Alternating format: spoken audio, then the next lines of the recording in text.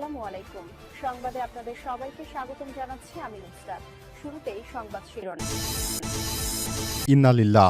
দখলদার ইসরায়েলি বাহিনী এবং যুক্তরাষ্ট্রকে একে একে শিক্ষা দিতে শুরু করেছে ইরান। ইরানের হামলায় সবকিছু চুরমার হয়ে যাচ্ছে। দখলদার ইসরায়েলি বাহিনী এবং নিরীহ ফিলিস্তিনিদের মধ্যে যুদ্ধ চলাকালীন সময় হামাসের যোদ্ধারা প্রথম দিকে যেভাবে দখলদার বাহিনীকে কচুকাটা করেছিল, এবার ইরানের হাতেও এই দখলদার বাহিনী কচুকাটা হচ্ছে।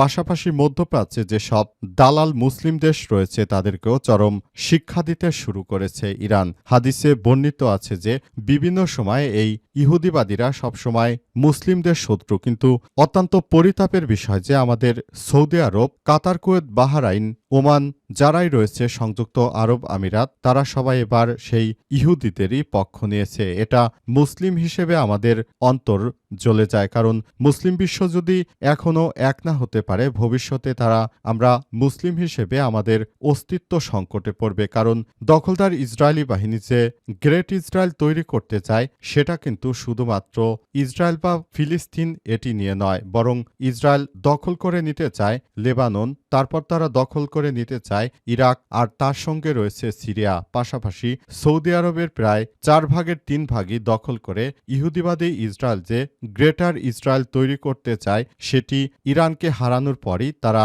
এই প্ল্যান তৈরি করবে। তখন কিন্তু আর মুসলিমদের পিঠের চামড়া থাকবে না।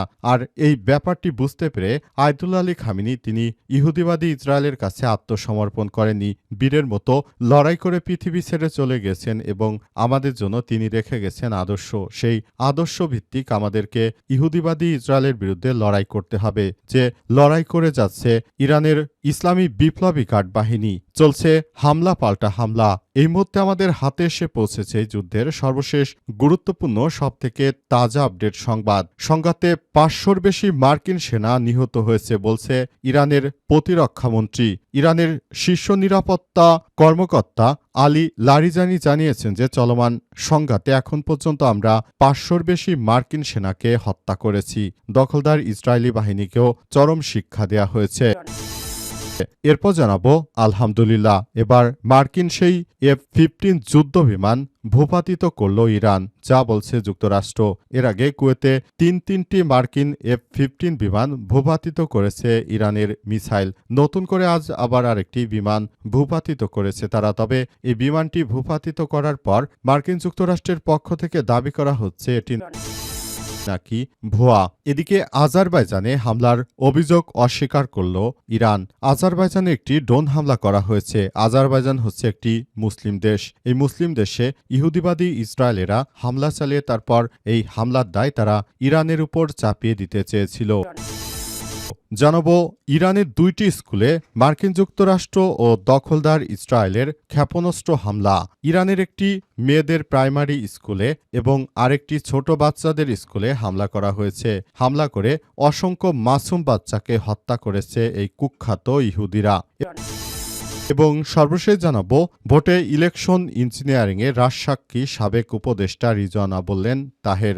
বাংলাদেশের অন্তর্বর্তীকালীন সরকারের প্রধান উপদেষ্টা প্রফেসর ড মোহাম্মদ ইউনূসের সরকার ক্ষমতায় থাকাকালীন এদেশে জামাত ইসলাম ক্ষমতায় আসার কথা ছিল, কিন্তু জামাত ইসলামকে ক্ষমতায় আসতে দেওয়া হয়নি। জামাত ইসলামকে ইলেকশন ইঞ্জিনিয়ারিং করে হারিয়ে দেওয়া হয়েছে। সম্প্রতি সাবেক পরিবেশ, বন ও জলবায়ু উপদেষ্টা রিজওয়ানা হাসানের একটি ভিডিওতে জানা গেছে যে তিনি একটি টিভি চ্যানেলে সাক্ষাৎকার দিতে গেলে তিনি জানিয়েছেন যে জামাত ইসলাম 168টি আসন পেয়ে জয়লাভ করেছিল, কিন্তু জামাত ইসলামকে তারা জয়লাভ করতে দেয়নি। জামাত ইসলামকে তারা ইসলামিক দল হিসেবে তারা জামাত ইসলামকে এজন্য জয়লাভ করতে দেয়নি, কিন্তু তারা ইলেকশন ইঞ্জিনিয়ারিং করে বিএনপিকে ক্ষমতায় দিয়েছে।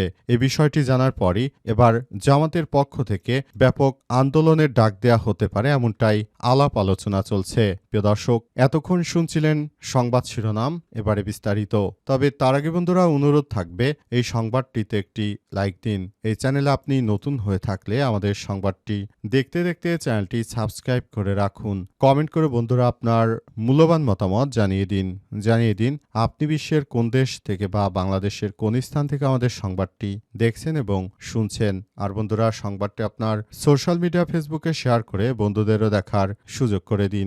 গাজা গাজা যুদ্ধে আপনি যদি নিরীহ ফিলিস্তিনিদের ভালোবেসে থাকেন কমেন্টে ইয়েস লিখে পুরো বিশ্বকে আমাদের এই সংবাদটি দেখার সুযোগ করে দিন। এবারে বিস্তারিত। সংঘাতে ৫০০-এর বেশি মার্কিন সেনা হতাহত জানালো লারিজানি। ইরানের শীর্ষ নিরাপত্তা কর্মকর্তা আলী লারিজানি দাবি করেছেন যে চলমান সংঘাতে এখন পর্যন্ত ৫০০-এর বেশি মার্কিন সেনা নিহত হয়েছে। তিনি যুক্তরাষ্ট্রের সামরিক অভিযানকে অন্যায় যুদ্ধ হিসেবে আখ্যায়িত করেছেন। সামাজিক যোগাযোগ মাধ্যমে দেওয়া পোস্টে লারিজানি জানিয়েছেন যুক্তরাষ্ট্রের প্রেসিডেন্ট ডোনাল্ড ট্রাম্প ইসরায়েলের প্রধানমন্ত্রী বেঞ্জামিন নেতানিয়াহুর ভাড়ামিপূর্ণ আচরণে প্রভাবিত হয়ে জনগণকে ইরানের বিরুদ্ধে অন্যায় যুদ্ধে জড়িয়ে দিয়েছে। তিনি লিখেছেন, মাত্র কয়েকদিনের মধ্যে ৫০০-এর বেশি মার্কিন সেনা নিহত হয়েছে। এখন ট্রাম্পকে হিসেব করতে হবে যুক্তরাষ্ট্র এখন কি সবার নাকি ইসরায়েলের। তবে পেন্টাগনের তথ্য অনুযায়ী নিহত মার্কিন সেনার সংখ্যা মাত্র ৬ জন, যার মধ্যে ৪ জন কুয়েতে নিহত হয়েছে বলে তারা দাবি করেছে। বর্তমানে লারিজানি ইরানের সুপ্রিম ন্যাশনাল সিকিউরিটি কাউন্সিলের প্রধানের আগে তিনি আয়াতুল্লাহ খামেনির জ্যেষ্ঠ উপদেষ্টা হিসেবে দায়িত্ব পালন করেছেন। শনিবার যুক্তরাষ্ট্র ও ইসরায়েলের যৌথ হামলায় ইরানের সর্বোচ্চ ধর্মীয় নেতা নিহত হওয়ার পর থেকে এই লড়াই সর্বোচ্চ পর্যায়ে পৌঁছে গেছে।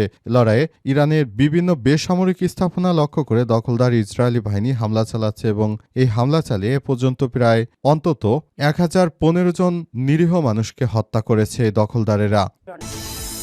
মার্কিন F-15 যুদ্ধবিমান ভূপাতিত করল ইরান, যা বলছে যুক্তরাষ্ট্র।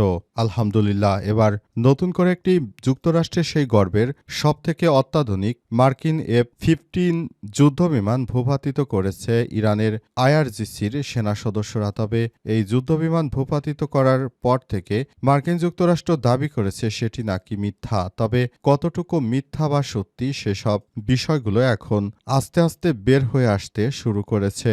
এর আগে কাতারের কুয়েতে তাদের একটি যুদ্ধবিমানকে ভূপাতিত করার দাবি করে ইরান। তবে তিনটি যুদ্ধবিমান ভূপাতিত হয়েছে এবং এই প্রক্রিয়াটি মার্কিন যুক্তরাষ্ট্রের পক্ষ থেকে বলা হয় এটি নাকি গুজব। পরে সত্যতা জানা গেছে। পরে জানা গেল যে এই যুদ্ধবিমান আসলে ভূপাতিত করা হয়েছে এবং এই প্রক্রিয়াটি অত্যন্ত সূক্ষ্মভাবে ইরানের পক্ষ থেকে পর্যবেক্ষণ করা হচ্ছে। পুরোপুরি প্রক্রিয়াটি এখন সুন্দরভাবে করা হচ্ছে বলে এমনটাই জানানো হয়েছে।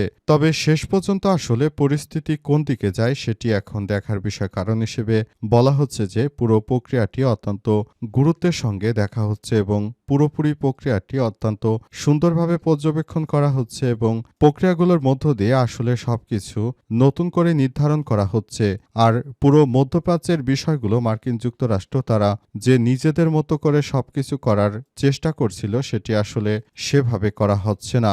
সেখানে আবার নতুন করে সমস্যাগুলো সমাধান করার চেষ্টা চালিয়ে যাওয়া হচ্ছে, এমনটাই জানা গেছে।